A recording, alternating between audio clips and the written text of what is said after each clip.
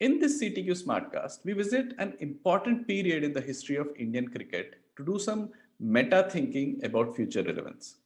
Sumeet Pai was the computer analyst with the Indian cricket team in 2002 when people like Jagmohan Dalmia, John Wright, and Saurav Ganguly were overseeing a massive change in the Indian cricket team. You had the senior players like Sachin Tendulkar, Rahul Dravid, Anil Kumble, Javagal Srinath, and VVS Lakshman. It was also the time when younger players like Yuvraj Singh, Virendra Sehwag, Mohammad Kaif, Harbhajan Singh were making their presence felt and trying to cement their places. The team itself was coming out of some bad times with all the controversies of the previous years. So, from a corporate lens, this had all the ingredients of a massive business transformation story. And given how much the team has progressed since those days, it was a great transformation indeed. At the center of all that was this young man, Sumit, who was barely 1.5 years into his first job and was given this responsibility to be a change agent. He had to gain the confidence of these players, legends of Indian cricket, and show the value of data to help them improve their game. Along the way, he did many odd jobs from fixing internet accounts of not just our Indian players, but even players like Brian Lara, to bowling in the nets. So, if you follow Indian cricket or are interested in stories of transformation and change, or just curious about sports analytics, you will find this conversation immensely useful. And remember to subscribe to our show on whatever platform you're getting this on. That way, you'll get notified when we publish a new episode, and we do have many interesting guests lined up for you. Hi, welcome, Sumit. Welcome to this CTQ Smartcast. Hey Harish, good to see you. Thanks a lot for inviting me. Yeah, so we are doing the second recording with you. Actually, we've already spoken about your habits, but this is very interesting, personally, very intriguing as well, because we want to actually visit a period in Indian cricket history to do some meta thinking about future relevance. Without revealing too much about what we're going to talk about, Sumit, I want you to just talk about what was your role with the Indian cricket team back in 2002. How did it come about? Just talk us through that. Sure. The role was that of a computer analyst primarily. There was this new wave of transformation, right, that occurred in Indian cricket with the arrival of John Wright, India's first foreign coach. Right. You might also recall that Indian cricket was emerging from a dark phase with a lot of scandals around 99 2000, where a lot of skeletons came out and people had lost a lot of interest in cricket. And there was this, I think, a yearning for change, which was like developing within BCCI. And with the arrival of John, a lot of new aspects got introduced in Indian cricket. Firstly, a sense of professionalism, a lot of focus on physical fitness, preparation style, and of course, technology.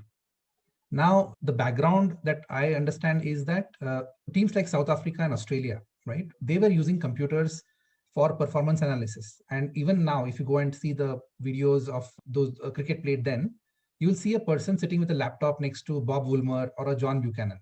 Right.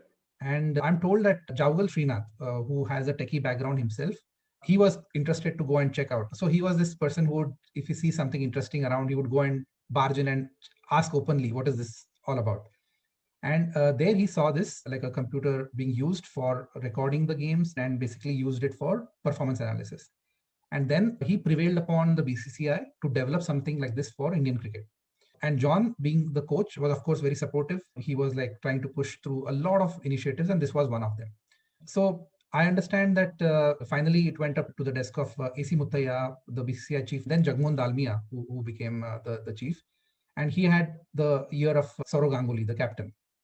A proposal was shared with the BCCI, and what Srinath offered is that he could develop this software through a team, IT company, which was in Bangalore, which he was familiar with. And so finally, Mr. Dalmia said, fine, you could proceed, but we are not sure about this. There was a lot of skepticism, I'm told. And even the payment was not assured in the beginning. Anyway, this is around 2001. So the software development started for this tool. And that was around the time when I had finished my engineering and I had joined as a developer in this company, Phoenix Global Solutions, which got acquired by Tata Consultancy Services in 2004. It was like a small sized IT company in Bangalore, and they stepped forward to develop this tool, which was the first of its kind for Indian cricket. And how did I get in here? I was like just fresh out of college. Still, the momentum of doing extracurricular things after college was there. And we were like part of newsletters within the company. And then there was this opportunity to do some sort of an event, which was planned for in Bangalore. And I suggested we could do a quiz. The head of marketing and all that, who was like in charge of this, she came and asked that please explain the modalities. And I don't know, the experience had helped. So I suggested a prelims and a finals kind of an event for the entire company. And finally, I did a quiz on the rooftop of the company. And that actually went really well. Now, what's the connection with this and the role, right? Because the original idea of this company was just to develop the software and train somebody from the Karnataka Cricket, KSCA, and send that person. Basically, there was no idea to send somebody from the company or one of our staff. But what had happened was when this first person who was actually sent, he faced a lot of problems on multiple fronts. So there was like a problem with the hardware, there was problems with the software, and most importantly, he was unable to get the players around to come and have a look. Obviously, I think with the problems being with the computer, he was not able to solve most of them. So the initial time was spent in getting the tool, fixing the issues that cropped up and all that, which slowly they were getting resolved and they were stabilizing. So the third point was that you needed to get the players on board to see this analysis and then prove it to the BCCI that it's indeed useful. Because remember what I said, that even the payment was not assured by Mr. Dalmia, and there was like a lot of skepticism apart in the fraternity. Somebody thought in the company that, hey, this guy looks a potential candidate. We could send him. He's of the same age group. And from what we saw, he'll perhaps get along with the players. That was exactly the thought. And I got called for a meeting. Jawgal Srinath interviewed me. And his first question was, why are you not in the Phoenix cricket team? And I was like stumped by that because I was not part of the cricket team. I was playing football. That was my sporting introduction. First dismissal that Srinath had, which was stumped out, is it? Yeah, you can say that. Yeah, but I think there was this entire flow which happened, and somehow I was like, just happened to be there at the right place. Right. I was sent, I was trained for about a month, and I was sent, and I was with the team for about 1.5 years. Absolutely a fortunate series of events, I would say. Yeah. And like you said, right place, right time, but obviously all your other interests led to that. So it was a lot of input from your side as well, which ensured that you were doing the right thing at the right place at the right time, right? Yeah. So Sumit, you mentioned quizzing. We know you love your quizzing. So we're going to ask a couple of quiz questions at least throughout this conversation. I'm going to ask you the first question, which is quite an easy one for you, but I'm going to ask you this anyway. Which is the longest running sports annual in history? Longest running sport event, you mean? Sports annual. It's a publication. Publication. Oh, okay. Oh, you said it's an easy one, is it? Yeah. So I'm going to embarrass myself with all this now. So write down your alley. So is it Wisden Cricket? It is the Cricketer's Almanac Wisden, which was founded in 1864. Right. The reason why I asked this question, Sumeet, was that, before the computer analysis and all these things came in, maybe stats was all about the Wisden's Almanac, right? I still remember my father's collection where he had the Cricketer's Almanac from 67 and 68. And while I was growing up, I used to just read all of that. And for fans, at least, the trivia related to stats was just these kind of things. Absolutely. Right? Cricket lends itself to a lot of statistical analysis because of the discrete nature. You have so many balls and there's so many numbers involved in cricket. So theoretically, it does lend itself to a lot of things like this. But then I think the softer aspects is where you come in. So when you went in, how was that experience around, like you said, you were of the same age group, so you could talk to these people. But there were also the people who are already legends by then. Sachin Tendulkar had completed 12 years as the greatest cricketer already by then, right? How did you deal with these people? Though you were of the same age group, how did that happen? It was truly an amazing experience, I would say, like hugely enjoyable to be amongst the top cricketers. So I think what I realized was basically quickly I realized that my job had two aspects to it. One was to record the entire game, right? And second is to retrieve it. If I just got these two activities, then everything fell in place. It didn't matter anything else. Because my role was that of using the computer to make it keep it available for anybody at any time, right? To be with these players was, like I said, like an eye opener. I initially had some cognitions and all sorts of perceptions about how they would be and all that.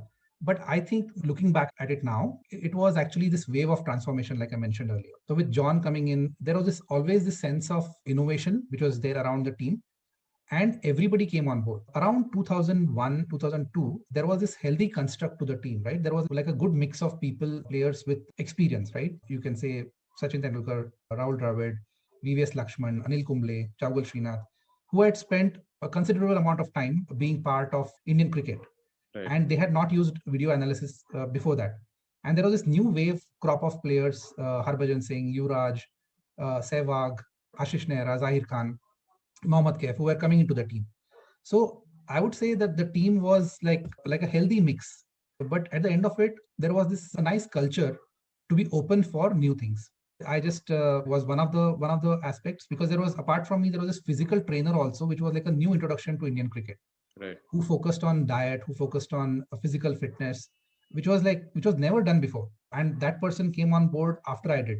So when I joined, I could see there was absolutely no inhibitions on ordering anything that you wanted to when you went to a restaurant or ordering room service. But when this person came on board, there was this like consistent thought within the team that they should be focusing on their diets and etc. So what I saw is that being part of the support organization, there was this healthy respect from everybody. And over a period of time that I spent, I could see different people opening up at different junctures. And that gave me an idea about how they prepared, what they had in mind as far as like relating to their performance is concerned. Right. So overall, a very enjoyable experience, I would say. Very healthy conversations, very healthy atmosphere in the team. So I can't recall of any incident or any time where I felt weird or felt left out or anything. In fact, more positive stories than anything. Yeah, so that's fantastic. And I love the fact that you termed it a transformation. And you've used words like innovation, transformation, culture. These are the kind of things that you would normally associate with a corporate entity. That's great, because probably because you were also not from the sporting background, and you've after that you again spent all your life in the corporate world, you can look at that time with that lens. So that is what we wanted to also focus on. So when you talk about something like computer analysis coming into Indian cricket back, it was new, it was a big change, right? So how did people adopt technology, restrictions around diet, and how did you, or rather what did you do to help them adopt technology? How did you make the change easy for them? Yeah. So again, going back to what I mentioned. So let me demystify the role a bit. So prior to the computer, if any player wanted to see how they performed in the day, they had to actually get hold of video cassettes and put it on a VCR. And that video cassette could be available to them from the broadcasting agencies or from other sources, or keep watching on television, right? Now, imagine that this was the scene then. If you wanted to watch, there was absolutely no medium. And when there is so much travel around in international cricket, it was next to impossible to have a look. With the computer, it became available to them 24/7. So what it ensured is, going back to the operational parts of it, like I had to, like when the match was going on, I had to sit in front of the computer. There was this interface which I had to start recording at the time of delivery and end the recording after the ball is dead. And in that space, about when the ball is bowled, suppose runs are made, or there is anything that outcome that happens, I could key in 5-6 attributes. So for example, the initial preset that this is the batsman and this is the bowler. And let's say Sachin is batting against Alan Donald, and then there's a cover drive for a 4. I could, with 4-5 clicks, I could select and click on the field where the ball went, select the number of runs, and save it. So that way, I would save basically for, let's say, for a one-day match, about 600 deliveries, and with each delivery having attributes to it, 5-6 attributes to it. So the whole idea was keep watching, look in your screen, and tuck, 5-6 clicks, save. So what would happen as a result is in the laptop, we could say it's a laptop, but it was like a customized, but for a discussion purpose, let me call it a laptop. The laptop or the computer had this database, which could save all these deliveries. And you could, like a video MPEG, you could see any of the deliveries. But another tool would help us retrieve whatever we wanted to see. Okay. Let's say at the end of the day, again, taking the example of Sachin, he could come and ask me, show me all the bouncers I played today. So I go select batsman as Sachin, type of ball as bouncer, and fetch. So in a very clean interface, it would fetch all those deliveries one by one, which were bouncers. Now he could see whether his footwork was right, what was he doing different through the deliveries. Suppose he hit 6 of them for boundaries or played well, and the 7th one, while there was a miscued shot and he got out, he could actually see on that delivery that perhaps his footwork was not right or his head movement was not appropriate or something like that. And that he could see over a sequence. Now imagine, this is just a very small example. So imagine the different permutations and combinations that we could do. So the retrieval was as important as the recording. So if I had recorded, it would fetch that video. So there was this intelligence which was introduced. And like I said, it was like an innovation which basically helped in the transformation of the team, how they prepared, how they could view their own performances as well as to check for opposition. Right. Yeah. So regarding the adoption, it was just a matter of time that how they were like zapped by it initially, that they thought it's just like a video recording and it was like just a small enhancement over video cassette. But you could basically tokenize it as deliveries and you could check different aspects of the game. So slowly everybody warmed up, and the more time we spent with each other, I also tried to be useful to the team in different ways. So slowly there was this like bonding, friendship which developed, and as a result, the utilization of the tool also went up. So any memorable anecdotes that you can narrate where people were like, oh, wow, I never knew this. Thanks for showing me how I'm playing or how somebody got me. Anything like that? Yeah. Many incidents like that. One of the funniest incidents, which I have mentioned to some of my friends, was once which happened in England. This was during the test series around 11:30 in the night, right? I got a knock on the door and I was like surprised. Who, like, typically players would come to watch their games. There was a set pattern. Like some players would come immediately after the game. Some would come before the game, and Dada, John and all would see prior to the match to do a team meeting and all that. But 11:30 in the night, there was this knock on the door, was like absolutely surprising. So I peeped through the keyhole and I saw there was Saurav Ganguly and Jeffrey Boycott. So these players, they were outside the door, and I was like surprised, why are they there? Then I opened and Dada was like profusely apologizing, saying that sorry to wake you up, maybe if you're sleeping, but can you please put on the computer? And I was like wondering, what does he want to see? And Jeffrey Boycott is just stormed in as if, what took me so long to open the door types. So they came in and they wanted to see some portion of the day which I had recorded, and I could see some conversation was continuing. So what Jeffrey was trying to tell Dada is like his footwork was wrong, and he was saying that look at how Rahul and Sachin are playing. They are getting that footwork, and that's how they were able to score some runs, whereas Saurav was getting out to some similar balls. And within like about 15-20 minutes of video retrieval, Dada was able to see it, and he was like, his hands were on his head, like he was like, oh no, this is what it is types. Now, I mean, I can't show it on a video, but there was like a part of the footwork which he was doing wrong, and we could see how Rahul and Sachin were playing those deliveries. And Jeffrey Boycott helped him understand that. And they were like, he just went off. This is what I told you. Yeah. So that was like one of the incidents. There are many like this. Yeah. What I take from this, Sumit, is that it is so easy for us who are watching to have that third person's view on how things are going. I used to, it must have been completely wrong, I'm sure, but for a fan, I used to guess when Sachin Tendulkar is going to play, when he's set. In fact, I remember telling Ramanan on Feb 24, 2010, I think, when he was around 50 or 60, that today it's going to be the 200. And he was like, "Arey, kya you say that every time?" And we came back from office, and by the time we reached home, he was close to around 180, 190. I messaged him, see, he's close, and he finished it.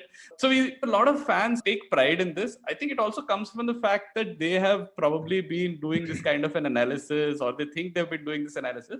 But it's very difficult for the person who is in the thick of it, right? Yes. When you're doing it, you can't see it from that third person's view, which is what would have happened with the commentators. And I think that's where Boycott had that view of how Ganguly is playing. So, do you have any idea of how people would actually do this before this kind of an analysis came in? And what was like their reaction to this? Like you said, Ganguly going, "Oh, what am I doing?" So, did they feel, "Oh, why didn't we have this before? Why have we got this so late?" Was that something like a reaction that people had? Absolutely, absolutely. Very true. Like the incident that you mentioned, right? So, if one were to surmise, basically you made that comment or you Right. made that prediction that he's going to score big. Hmm. It was not an out of the ordinary, right? I'm sure Right. there are hours and hours of cricket that you've watched, Right. and you have come to the conclusion that, oh, look, I can see something going right. He's Hmm. in the flow, he's in the zone, Correct. and a big score is coming. So as far as the players were concerned, I'm sure each one of them had their own sense of performances, how Hmm. they Hmm. performed and how they went about their daily field work, whether it's batting, bowling, or fielding.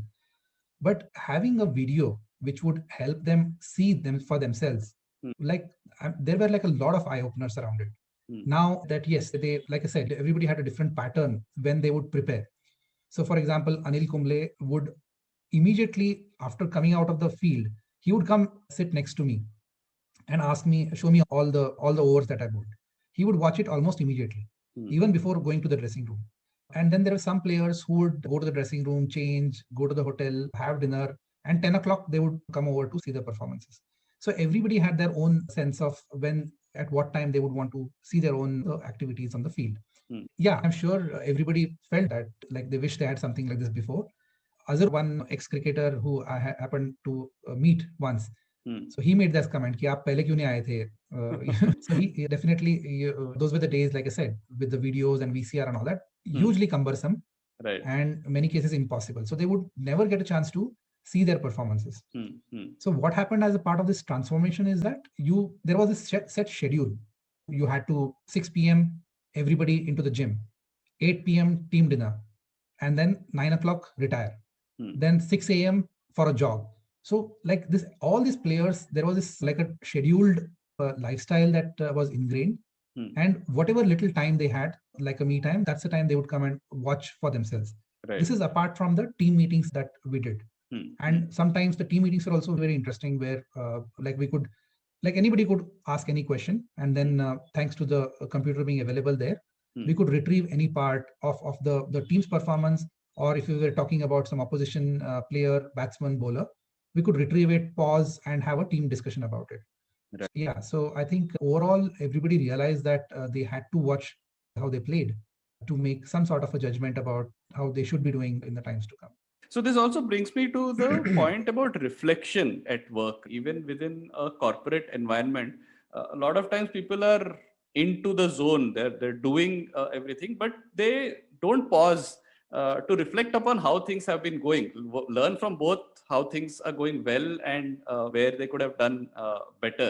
So companies that do well seem to be taking out that time to reflect upon how things are going. So if you were to again use the word reflection, if you were to reflect on those times with the knowledge of what you've been doing in the corporate side of things for the last 8, 10 years, how would you contrast that in terms of the importance of reflection, right? Was that something like an eye opener for you as well, that this is how things are getting better? And do you see that happening in corporate work?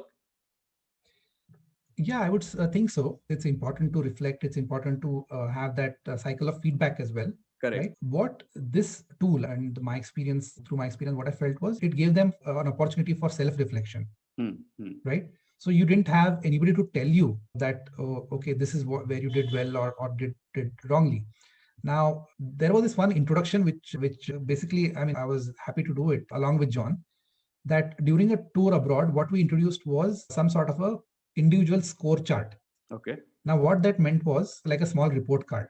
And I remember it was like a funny experience that we created an individual scorecard for each player. So, for example, how many dot balls they bowled as a bowler, how many runs they scored, four sixes, the like some stats which were there, which like there was like so much of their lifestyle was so much mechanical. They did not know like today you score 15, in the second innings you score 400, like a 200. So there was this whole the flow which actually inhibited you from knowing a few things clearly. Hmm. So like individual scorecard helped them understand how they performed. Suppose there was a misfielding, suppose there were runs saved. Now, John was very particular about these aspects, which was, I would think, largely ignored. Like how many runs did you save in the field? So that was one area where nobody paid attention to. So that started getting reflected in the individual scorecard that you actually saved 2 runs. So if you saw over the entire performance, the entire team has saved about 30-35 runs. Now, in a one-day scenario, you can imagine the value of those runs, right? And you could say that, okay, somebody had 7 runs, like basically through misfielding, 7 runs were given away. And that person would be feeling great that, okay, I scored 65 and why am I still ridiculed about it? Because there was this aspect that you're not just for an individual performance. You are basically, there are different parts to your performance which are important and contribute to the team winning or losing. This was something that John and I developed for a scorecard. And I remember giving it to players, and Rahul once he was annoyed that I had marked -5 runs for him because like he had misfielded. He was like surprised that nobody had ever had the gumption to suggest that something like this on a written paper. And it was like flashed on the screen also. All this basically, I would say, help them look at their performances and become more aware that you have to contribute not just in the one department, you have to contribute in all the three: batting, bowling, and fielding. Even if you are not bowling, or even if you didn't have a chance to bat. So you were basically selected for all the three, right? So it gave them a chance to reflect and would say help them prepare well. Yeah. Yeah. So it's like the whole OKR system at work, right? The objectives and key results. It gives you a very objective analysis of how you or your team is doing.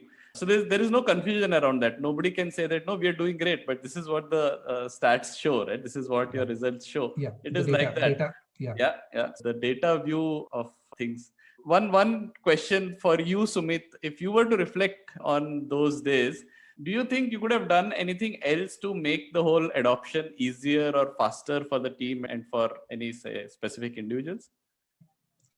So I would think, see, if you'd ask this question or ask me any other time or a different time, I would say, yeah, I would want to do this differently, or I wish something else was better and all that.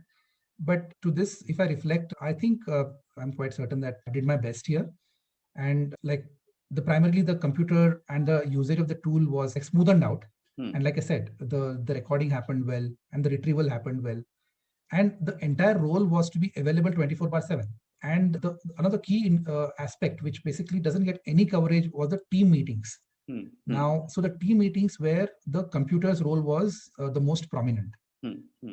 So that was a time where I had to come up with some presentations as part of preparation for the next game or the next day.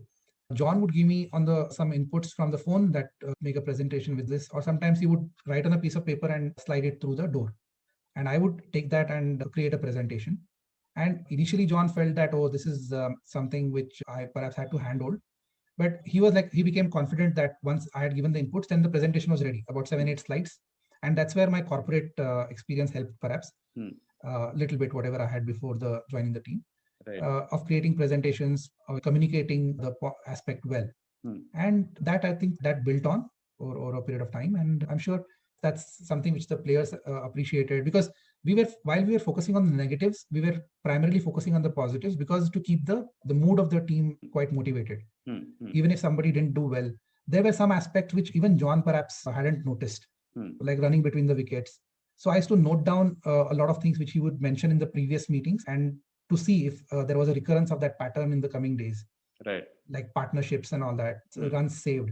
And if I could present it again, the team felt happy about it. Yeah, and while reading your blogs, we're going to link to all your blogs in the show notes anyways. While reading your blogs, I also saw how, maybe not deliberately, but inadvertently, how you got these players to have more confidence in you by solving basic IT issues, setting up their laptop for internet, and also any memorable incidents from that part, which helped make the whole transition very smooth for them and for you. Yes. Yeah. What I noticed was the Indian team was team A when it was in India, and when it was abroad, it was team B.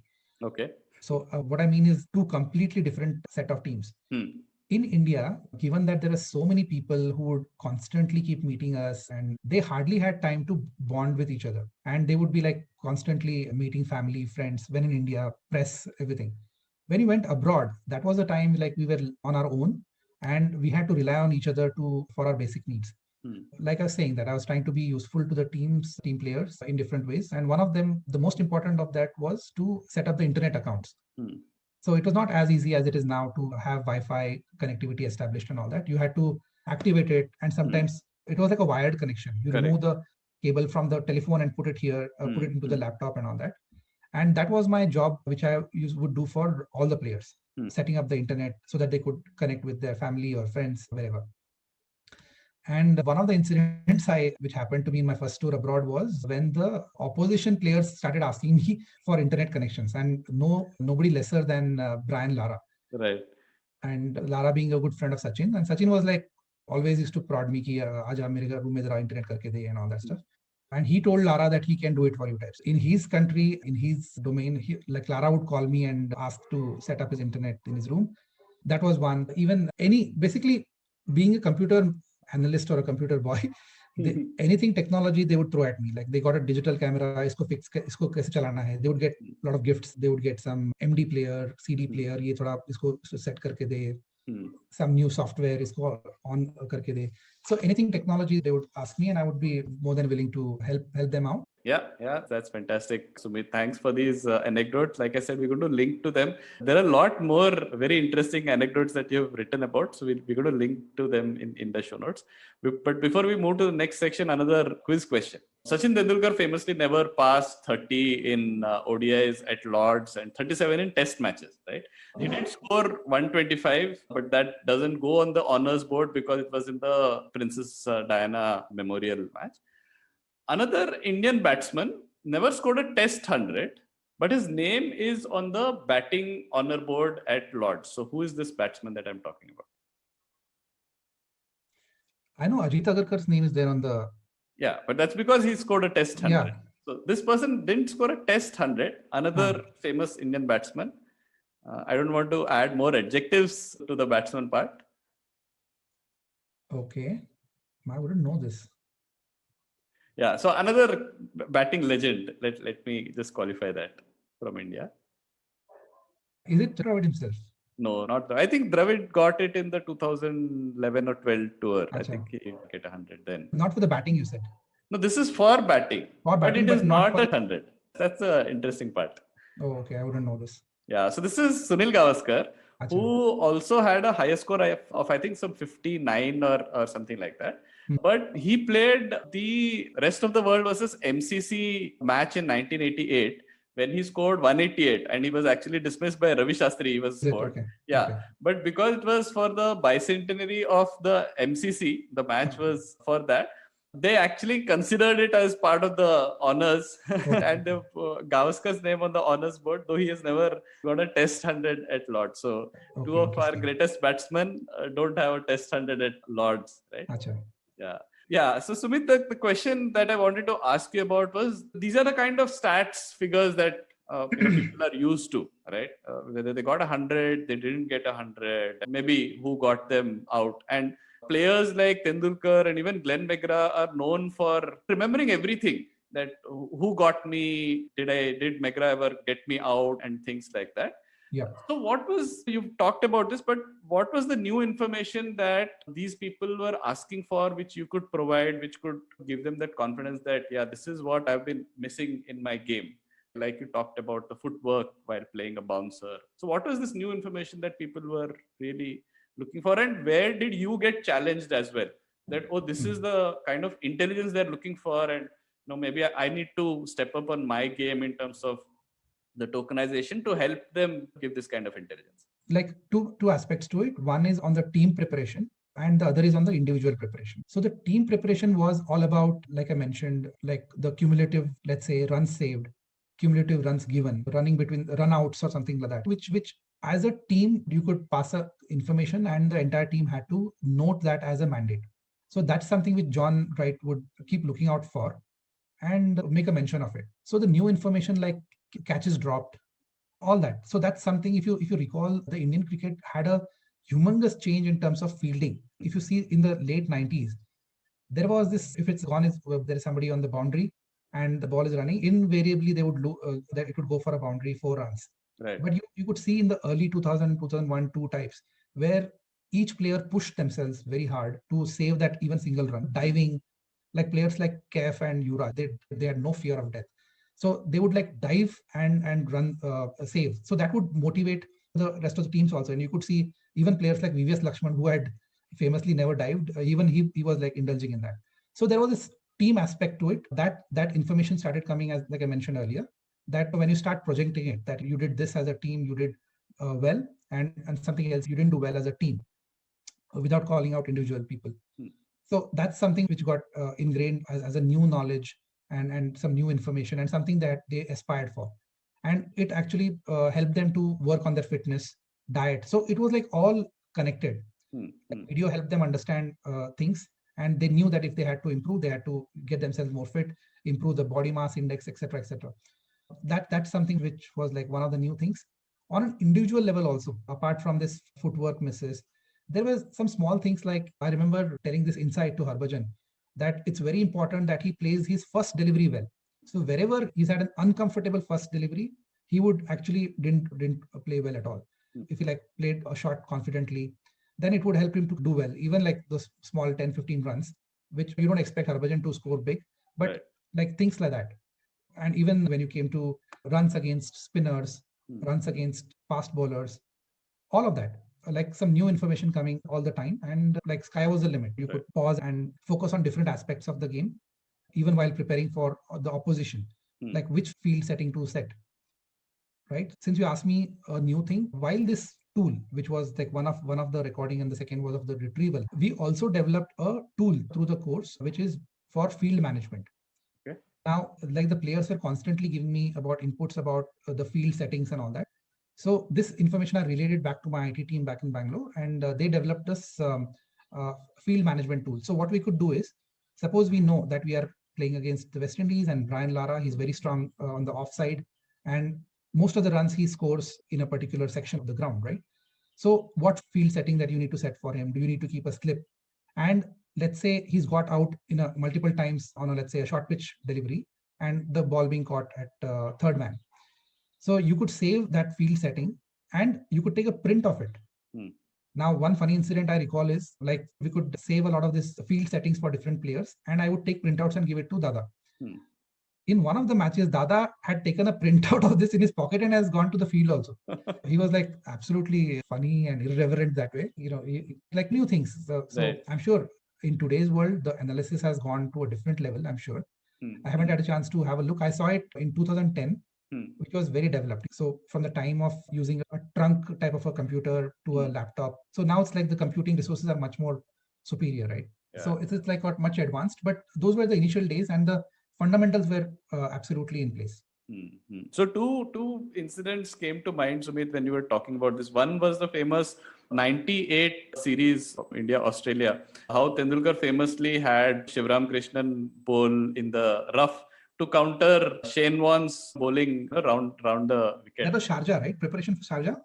No, it was for the series before that. When he came to India, before that, apparently he was doing this thing. So some players would have had this kind of analysis, the mind that, yeah, this is how I need to prepare for it and do these kind of special projects, right? You're going to Chennai and getting him to bowl in the rough. You're digging up the part outside your crease and getting this done.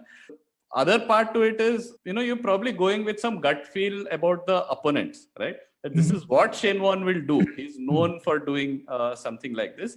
So any incidents around how people did this kind of special preparation for, like you talked about Lara, and anything and which turned out positively as planned? Any incidents that you remember? Yes. A lot of preparation which happens. That's one area which seldom gets coverage.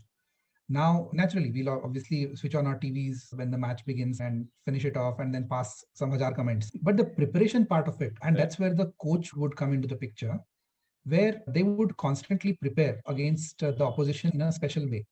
So, for example, let's say we were preparing against Australia, Shane Warne and team. So we would want opposition bowlers like Shane Warne, suppose this was in Australia or anywhere, we would want bowlers who bowled like Shane Warne to come to the nets.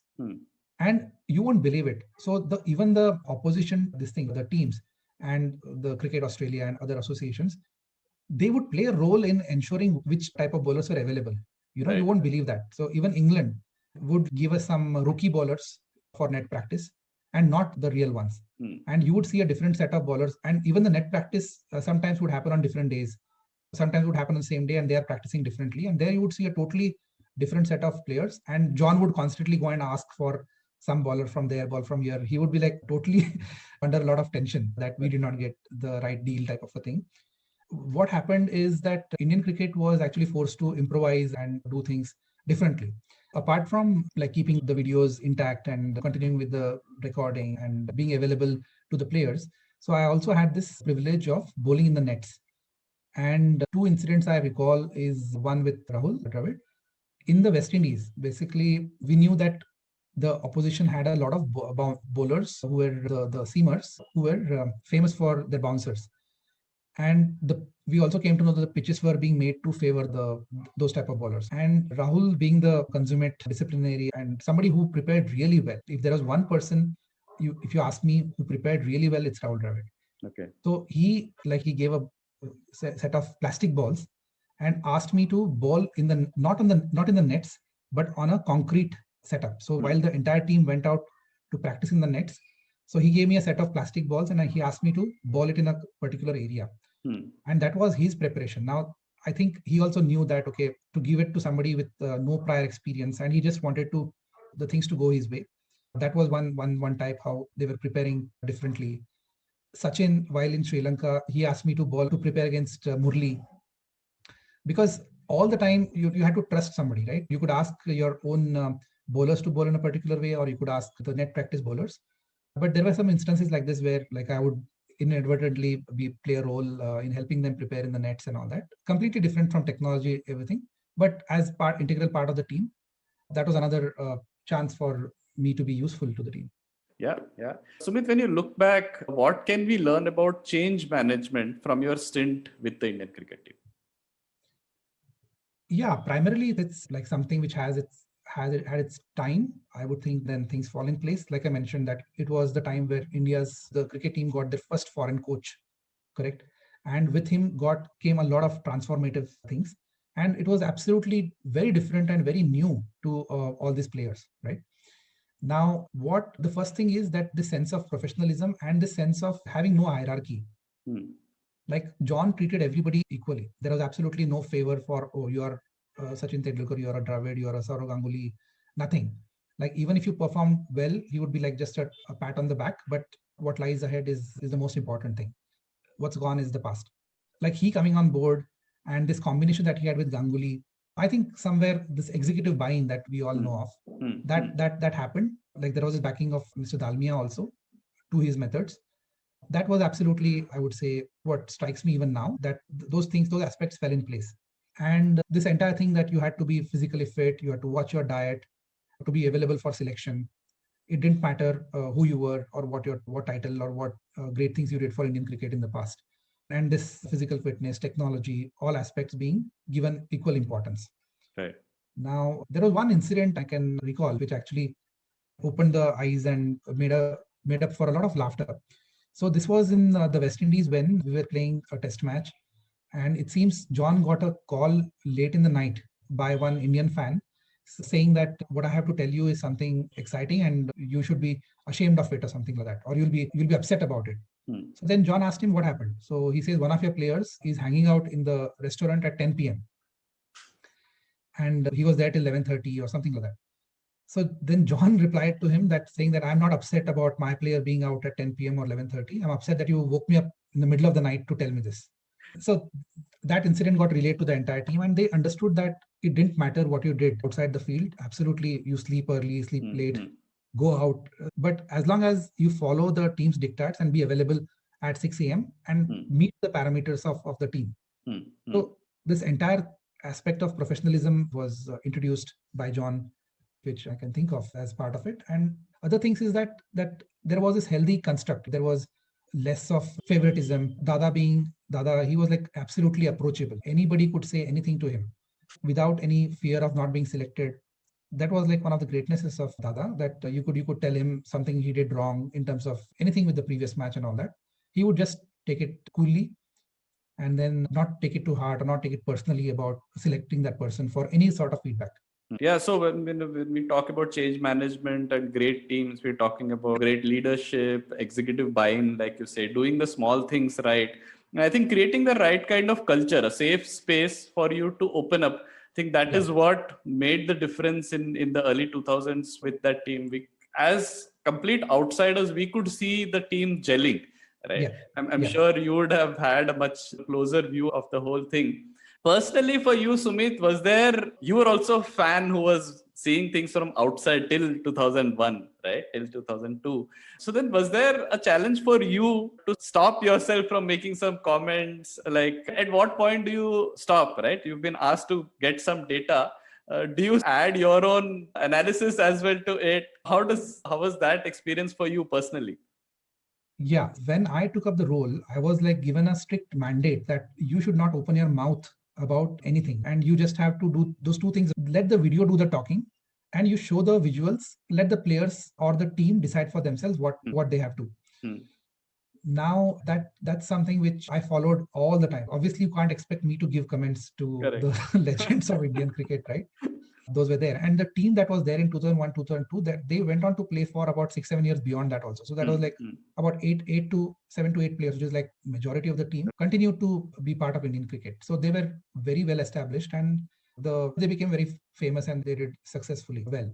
There was no opportunity for me to tell this, but yeah, I would pass some comment here and there in during the like one-on-one type of a scenario, which it was a challenge for me to lead them to a particular point that I wanted them to understand. So by showing some visuals and all that, then they would understand it better. And that's something which I think I would have done. I don't recall making any comments, but I can remember that like whatever notes I had made, I was telling them about it to make some judgments. Like I told you about the Harbhajan incident Right, and right. others. But then there was one time which was the night, the NatWest night and the NatWest trophy, which happened where things had gone completely berserk. I had like a nightmarish time with the computer not coming on. The video was not coming on before the NatWest Trophy final. The match, which one I'm talking about, the one where Dada took off his shirt. Like I was completely in a tense set of situation. And when the match happened, the computer came on, all of that, and then we got hammered badly when we had to chase 325. 326 was the runs to score.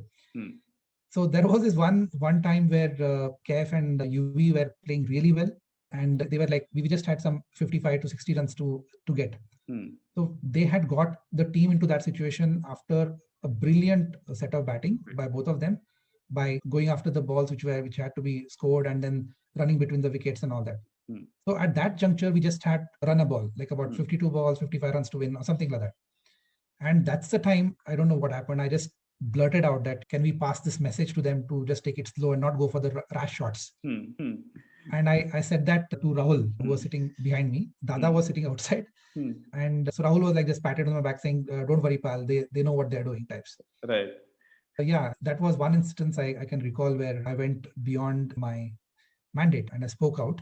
But I think what mattered was that, like, coming back to the normal and then not opening your mouth and like sticking to your role, what was assigned to you. Yeah, yeah. And that's what happened.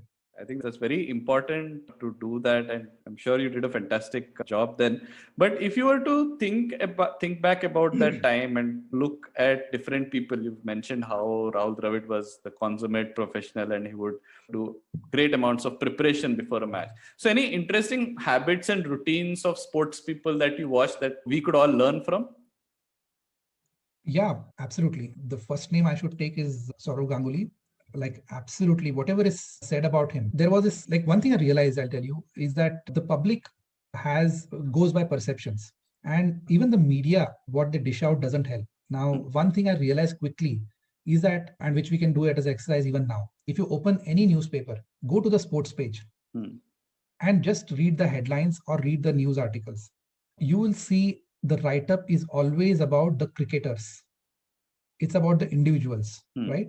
There'll be a headline like whether India won. The headline will be Dada wins, Dada scores a century, or the VVS Lakshman turns things around. So there is this aspect which all of us somehow miss, that a lot of things is about Indian cricketers. Like Hmm. when people say that I love cricket. Hmm. Actually, what they're saying is they love some cricketer. They look Right. up to a cricketer. Hmm. And even 50% of the population, the women folk, Hmm. if you speak to them about cricket, they will invariably talk about cricketers. Hmm. Yeah. There was this entire aspect of this perceptions which are created about people. And what I could see being with them is that they were absolutely quite the opposite. Hmm. So Dada, for example, was known as very arrogant and all of that. Hmm. But that was like a misconception. He's like one of the most sweetest people you could think of, very approachable, cool-headed. And I don't know if that habit or routine we can pick up from him, that his room door was always open. Okay. Till he's sleeping, his room is always open. Anybody could walk in, walk out. Hmm.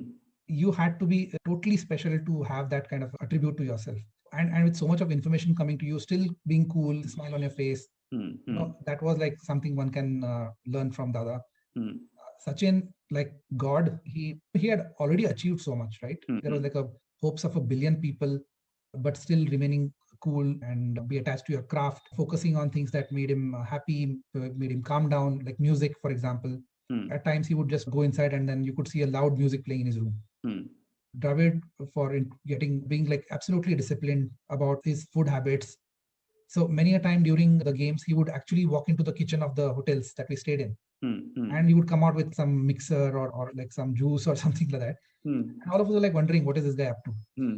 So he would prepare really well. He Hmm. would read books on other sports people, Hmm. things happening around the world. All of that. Yeah, yeah. And final question, Sumit. Now, when you look back at the different cricketers that you worked with, some people adapted to some changes quickly. Some people would have taken some time. So, any thoughts on that after 2 decades when you see some of those people who have progressed to doing different things? Do you see them still being relevant with respect to keeping in mind the readiness to adopt to change? What is your take on that? Yeah, absolutely. If you see the top three players, they still continue to be extremely relevant even now. So Dada went on to become the BCCI chief. I think his man management skills got him there. Right. So you had to like to hold diverse opinions, to be available to talk to different sorts of opinions and still be able to push forth your case. In fact, my prediction is that he can actually become the future prime minister if he wants to. So Okay. yeah. The Tendulkar donning the role of the responsibility. So if you see his social media posts today, so he's like being very responsible in terms of the messages that he wants to send out, because he knows that there is a lot of people who look up to him. So he consciously tries to set out this right message. Dravid is the coach of the India A team. I'm sure he follows the newer methods to coach and bring them up to speed and make them available to be available for the national team and all that. All of that, I would say, they have gone about being connected to cricket and doing their bit for Indian cricket and to ensure that like India becomes a stronghold and there is a ready set of players who are distinguishing themselves. Yeah, and it's not just cricket also being like taking it as a sport. Like many years ago, it was like hardly a few people would take sport as a career. They had to rely on alternate careers, jobs to progress. But now you could pursue sports, and I think cricket has played a very important role there Correct. to promote sport as a career, I would say. Yeah, yeah. That brings us to the end of this chat, Sumit, but we're not going to let you go without a couple of hot takes, right? And this is where I think more of what you're doing currently is going to come in. So, what do you think is the future relevance of sports analytics? See, as long as sport is played and as long as there are team-based sports or individual sports, technology will obviously will continue to play an important role, right? It's like big data. So the more data that you have will actually give you the necessary inputs and the insights to take a particular decision, work on our individual attributes or the team attributes, and then stick to the plan. So definitely there is a huge scope for data analytics. But the flip side is that sometimes you didn't overdo it. Like, for example, when the team won, that time there was absolutely nobody coming asking them how they played well, things like that. So it was like they knew it within themselves that they did something right and that contributed to the success. Only when you didn't do well, then they would be like a huge rush and wanted to see their performances. So right now, if you ask me, there is the new crop of sportsmen are looking at technology, looking at other aspects of preparations very, very seriously. And I'm sure there are newer patterns in how individuals look at their own performances, the teams. I give you examples of how it happened then. But maybe some of the key things continue, but there must be some newer things which they look at. And I'm sure there are some newer insights, newer parts of data analytics which are contributing to a team's performance. Okay.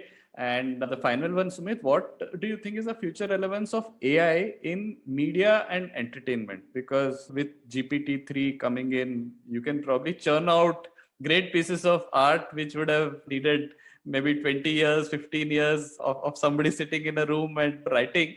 Yeah. And these days you have an algorithm churning it out. So what do you think is the future relevance of AI in media and entertainment? Yeah, this is like everybody, it's a new data mine, right? That how AI and ML are going to change the world. That's the line, right? Now, I would say this will enter every sector, not just media and entertainment, every sector, and we are seeing use cases around it. So even in media and entertainment, you can actually imagine a whole host of use cases. And it depends on the context, whether it's like a consumer context, whether it's a business context, or whether you want to drive a message for broadcasting. Like with all this data being generated, now the millions of data bytes being created. Now, one relevance is to videos also. Like with so much of content being put out, whether it's text on Twitter, whether it's video on Instagram, TikTok, and other sources, there will be surely many companies and many research institutes who will want to process that and parse that to derive some meaningful construct, and that could be used for the purpose it's supposed to. So like I said, whether it's for a commercial purpose or whether it's for to understand something or to prepare, like the experience that I had, whether it's in media, entertainment, a whole host of technologies will play a role. Like there was one technology that I had come across, which I found exciting, is that now how Google is helping us get the data and source information from the web. It crawls around the web and throws things at you within milliseconds. Similarly, with so much of video being generated, can algorithms go through each of the videos and pick out, like let's say, phrases or aspects that you want to look at? I understand there are companies who are working into that. Now, imagine with that being progressing, you will see a whole lot of possibilities. Yeah, I'm sure there is going to be a lot of progress in these areas, but I hope and I wish that the human element is never lost. Like we saw how you made a lot of that change possible with your own contribution and interventions with the computer analysis part for the Indian cricket team in 2002. I'm sure the human is never going to be completely going out of the picture with any of these technologies, however good they are. Thanks a lot, Sumeet, for taking us back to those days, helping me relive some of my own memories as well. It was a trip down memory lane, but what you spoke helped me a lot in making those connections with the kind of work that we do right now with our clients, where we are talking about change management, transformation, and what should the leaders be thinking about. I'm sure all our listeners are also going to draw those connections and apply those lessons in their lives. So thanks a lot, Sumeet, for this. Hey, thanks a lot, Harish. It was a fun conversation. What I remember is telling a friend recently is that it helps me as well to recall a lot of memories and some of the things that unless I speak about it or unless I write about it, I myself have started to forget a few things. Thank you very much for that opportunity also to recall a whole lot of interesting incidents and experiences that I had. And always a pleasure conversing with you and the folks at CTQ. Thank you so much. Thanks a lot, Sumeet.